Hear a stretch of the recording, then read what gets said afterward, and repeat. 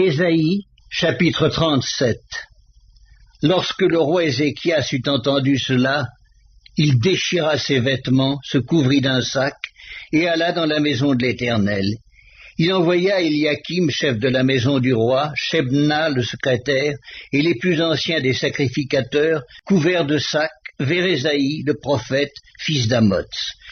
Et ils lui dirent, « Ainsi parle Ézéchias, ce jour est un jour d'angoisse, de châtiment et d'opprobre, car les enfants sont près de sortir du sein maternel, et il n'y a point de force pour l'enfantement. Peut-être l'Éternel, ton Dieu, a-t-il entendu les paroles de Rabshaké, que le roi d'Assyrie, son maître, a envoyé pour insulter au Dieu vivant, et peut-être l'Éternel, ton Dieu, exercera-t-il ses châtiments à cause des paroles qu'il a entendues. Fais donc monter une prière pour le reste qui subsiste encore. » Les serviteurs du roi Ézéchias allèrent donc auprès d'Ésaïe, et Ésaïe leur dit, « Voici ce que vous direz à votre maître. Ainsi parle l'Éternel. Ne t'effraie point des paroles que tu as entendues et par lesquelles m'ont outragé les serviteurs du roi d'Assyrie. Je vais mettre en lui un esprit tel que, sur une nouvelle qu'il recevra, il retournera dans son pays, et je le ferai tomber par l'épée dans son pays. » Rabshaké, s'étant retiré, trouva le roi d'Assyrie qui attaquait Libna, car il avait appris son départ de Lachis. Alors le roi d'Assyrie reçut une nouvelle au sujet de Tirhaka, roi d'Éthiopie. On lui dit, « Il s'est mis en marche pour te faire la guerre. » Dès qu'il eut entendu cela, il envoya des messagers à Ézéchias en disant, « Vous parlerez ainsi à Ézéchias, roi de Juda, que ton Dieu, auquel tu te confies, ne t'abuse point en disant, Jérusalem ne sera pas livrée entre les mains du roi d'Assyrie. Voici, tu as appris ce qu'ont fait les rois d'Assyrie à tous les pays, et comment ils les ont détruits, et toi tu serais délivré? Les dieux des nations que mes pères ont détruites, les ont-ils délivrés, Gozan, Charan, Retsef et les fils d'Éden qui sont à Tel-Lassar? Où sont le roi de Hamath, le roi d'Arpad et le roi de la ville de Sepharvaïm, d'Ena et d'Ivva? » Ézéchias prit la lettre de la main des messagers et la lut. Puis il monta à la maison de l'Éternel et la déploya devant l'Éternel à qui il adressa cette prière.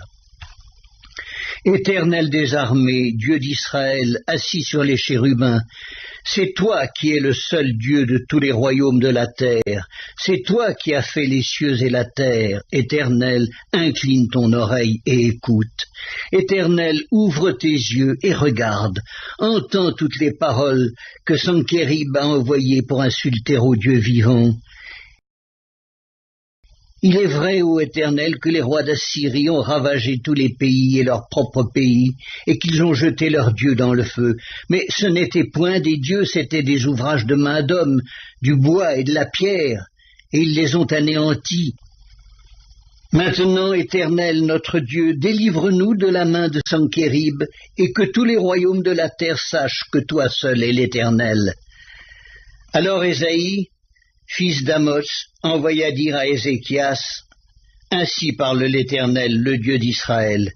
J'ai entendu la prière que tu m'as adressée au sujet de Sankérib, roi d'Assyrie. Voici la parole que l'Éternel a prononcée contre lui.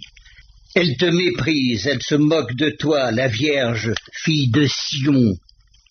Elle hoche la tête après toi, la fille de Jérusalem. Qui as-tu insulté et outragé? Contre qui as-tu élevé la voix? Tu as porté tes yeux en haut sur le sein d'Israël. Par tes serviteurs tu as insulté le Seigneur et tu as dit, avec la multitude de mes chars j'ai gravi le sommet des montagnes, les extrémités du Liban. Je couperai les plus élevés de ses cèdres, les plus beaux de ses cyprès, et j'atteindrai sa dernière cime, sa forêt semblable à un verger. J'ai ouvert des sources et j'en ai bu les eaux, et je tarirai avec la plante de mes pieds tous les fleuves de l'Égypte.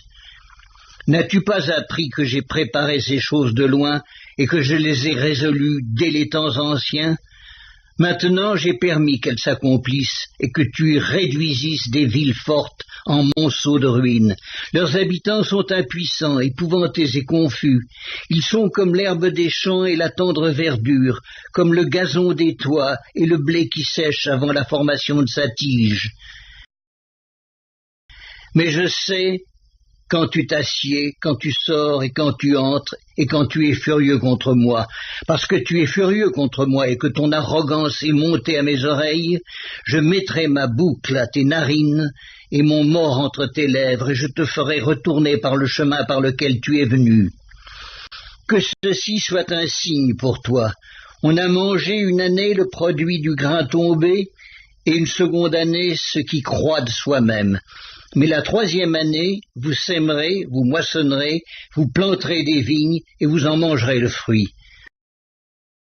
Ce qui aura été sauvé de la maison de Juda, ce qui sera resté, poussera encore des racines par-dessous et portera du fruit par-dessus.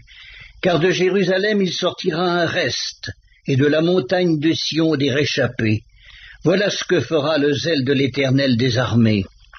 C'est pourquoi ainsi parle l'Éternel sur le roi d'Assyrie.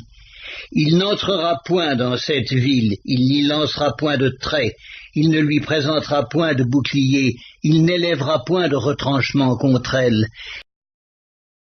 Il s'en retournera par le chemin par lequel il est venu, et il n'entrera point dans cette ville, dit l'Éternel. Je protégerai cette ville pour la sauver, à cause de moi et à cause de David, mon serviteur. L'ange de l'Éternel sortit et frappa dans le camp des Assyriens 185 000 hommes.